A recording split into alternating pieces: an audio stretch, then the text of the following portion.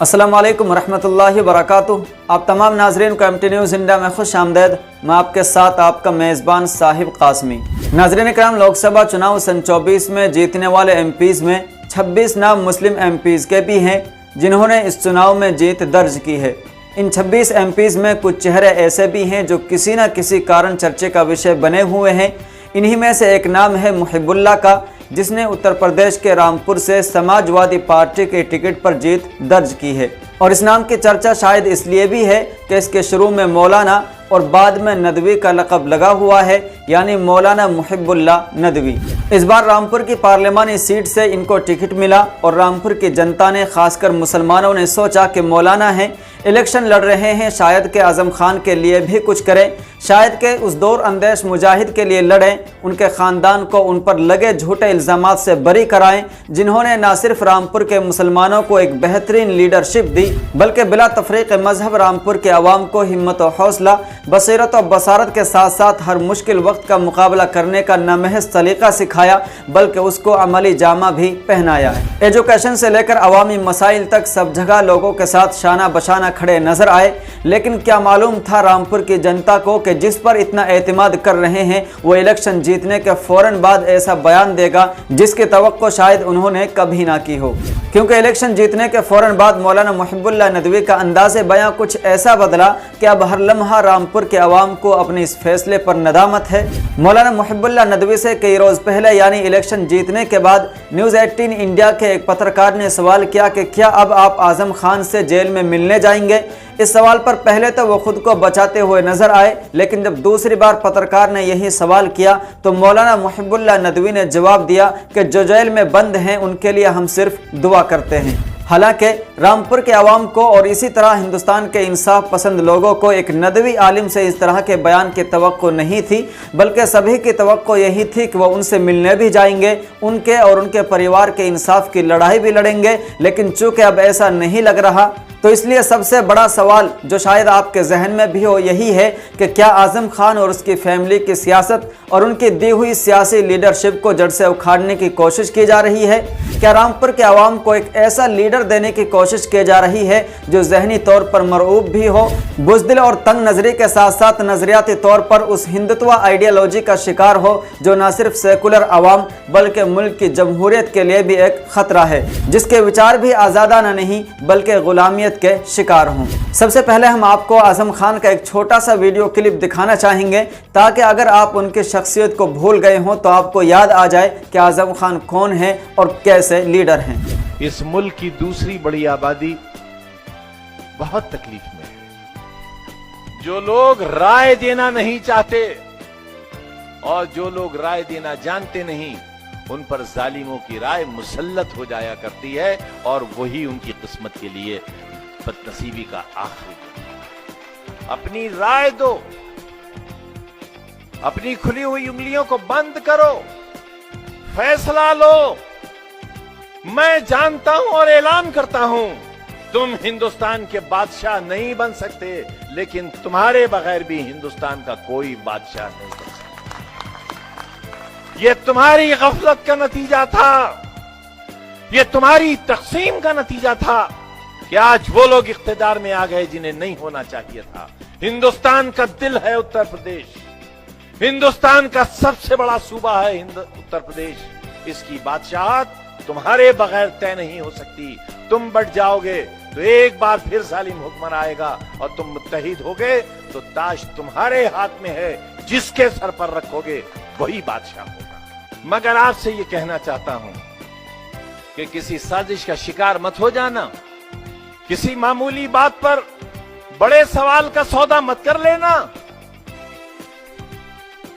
हमारे जैसे लोगों को, हमारे जज्बात को तकलीफ मत पहुंचा देना। हम अपने आसमान को और अपने अल्लाह को गवाह करके कहते हैं कि अगर एक लम्हा भी जिंदगी का तुम्हारी फिक्र के बगैर गुजारा हो तो हम ए अल्लाह एक सांस भी जीना नहीं चाहते। आज़म खान का ये बयान सुनने के बाद अब आप मुहिबुल्लाह नदवी का वो बयान भी सुन लें जिसमें उन्होंने आज़म खान को लेकर वो बात कही जिससे उन्हें सोशल मीडिया पर काफ़ी ट्रोल भी किया जा रहा है। हमारे साथ इस समय मौजूद है समाजवादी पार्टी से रामपुर के प्रत्याशी मौलाना मुहिबुल्लाह नदवी जी, जो जिन्होंने रामपुर से विजय हासिल किया, हमसे जानेंगे विजय होने के बाद वो क्या कहेंगे आपने जीत हासिल की। मैं सबसे पहले अपने रब का मालिक का शुक्र अदा करता हूँ, फिर रामपुर के तमाम आवाम का, तमाम लोगों का, हिंदू मुसलमान सिख ईसाई का, जिन्होंने मुझे चुना है और अपने एतमाद का जो है वो इजहार किया है। मैं जो है उनके एतमाद और उम्मीद पर, उनकी तवक्कुआत पर पूरा उतरूँ, इसकी मैं पूरी कोशिश करूँगा। और जो यहाँ पर मसाइल हैं उनको हल करने के लिए लोगों के सहयोग और मशवरे से कोशिश करेंगे इंशाअल्लाह। अच्छा, भाजपा के काफ़ी बड़े बड़े दिग्गज नेता यहाँ आए थे, समाजवादी पार्टी के किसी ने बड़े नेता ने आके प्रचार नहीं किया, उसके बाद भी आप जीते, क्या कहें? नहीं, इसलिए क्या देखिए, इमाम अकेला ही होता है, तो शायद उन लोगों ने सोचा हो कि इमाम एक ही ठीक है, तो इसलिए जो है ऊपर वाले ने पब्लिक को खड़ा कर दिया और अब जीत गए। अच्छा, आपके मुद्दे क्या रहेंगे अब जीतने? मुद्दे तो देखिए, सबसे पहले यहाँ की स्कूलिंग एजुकेशन बिल्कुल ठप है, हेल्थ सेक्टर सरबराया हुआ है और बेरोज़गारी इंतहा को है और माहौल उस पर ख़राब है। बिल्कुल एक ऐसा माहौल हमने ज़िले में पाया कि जिसमें दबाव, तनाव, खिंचाव, कशमकश, हिंदू मुस्लिम, ज़ात पात, शहर देहात, धर्म ज़ात, इन सब को ख़त्म करके हम चाहेंगे कि एक अच्छा माहौल, एक परिवार, एक ज़िला एक परिवार है, एक मुल्क एक परिवार है, उस तरह के रिश्ते कायम हो इंसानी बुनियादों पर और तालीम में मिशन में सब शामिल हो। अच्छा, अखिलेश यादव जी ने आपको रामपुर से उतारा, आजम खान साहब ने उनके समर्थकों ने आपका विरोध किया, उसको लेके क्या कहेंगे? उसके बाद भी आप जीते। देखिए, श्री अखिलेश यादव जी ने रामपुर की आवाम की जो उनकी जो दिल की धड़कन और जो उनके मन की जो आवाज़ थी उसको महसूस किया और वो रामपुर के लिए बहुत ज़्यादा फ़िक्रमंद भी रहते हैं कि रामपुर की आवाम को किस तरह के मसाइल का सामना पीछे करना पड़ा है। बहुत अरसे से जूझ रहे थे, बहुत अरसे से जूझ रहे थे रामपुर के आवाम, तो उन्होंने जो है वो उसके समाधान के लिए ही मुझे यहाँ भेजा, मेरा नाम तजवीज़ किया और ऊपर वाले ने जनता को साथ में खड़ा किया। तो इसमें सबसे ज़्यादा जो शुक्रिया के मुस्तहिक़ हैं वो अखिलेश यादव जी भी हैं। समाजवादी पार्टी जो कभी आजम खान के नाम से रामपुर में चलती थी, अब क्या मौलाना मोहिबुल्लाह नदवी के नाम से चलेगी? नहीं, देखिए, अखिलेश यादव जी पार्टियाँ के मुखिया हैं और सुप्रीमो हैं सब, और रामपुर की आवाम ने अखिलेश यादव जी को वोट दिया है। अब तक रामपुर में ये होता था कि आजम खान ने जिसको भी रामपुर से उतारा समाजवादी पार्टी से वो जीतता था, लेकिन आपका इस बार विरोध हुआ, उसके बाद भी आप जीते, तो क्या कहेंगे? आजम खान साहब का परिवार का उनका वर्चस्व खत्म हो गया? नहीं, देखिए, अखिलेश यादव जी को वोट दिया, समाजवादी को वोट दिया लोगों ने, और पहले भी वो समाजवादी को वोट दिया करते थे।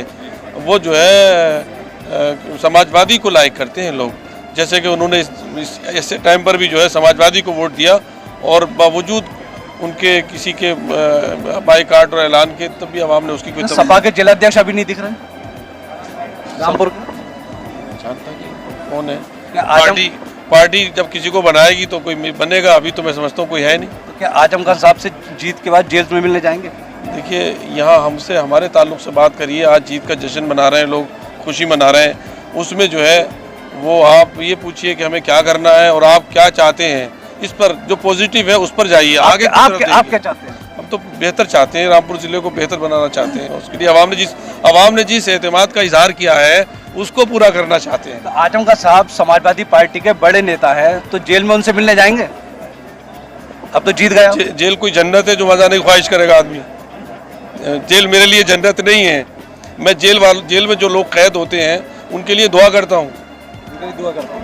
हम उम्मीद करते हैं मोहिबुल्लाह नदवी को अपनी इस बयान का जल्द ही एहसास होगा और वह इस पर आवाम से, खासकर रामपुर की जनता से माफ़ी भी मांगेंगे। तो नाज़रीन इकराम, अभी इस खबर में इतना ही, फिर मिलते हैं किसी अगली वीडियो के साथ। अगर आप हमारी ये वीडियो यूट्यूब पर देख रहे हैं तो हमारे चैनल MT न्यूज़ इंडिया को सब्सक्राइब करें, फेसबुक पर देख रहे हैं तो हमारे पेज MT न्यूज़ इंडिया को फॉलो करें, लाइक करें, और इसी तरह अगर इंस्टाग्राम पर भी देख रहे हैं तो हमारे इंस्टाग्राम को भी फॉलो करें। अस्सलामु अलैकुम वरहमतुल्लाहि वबरकातुहू।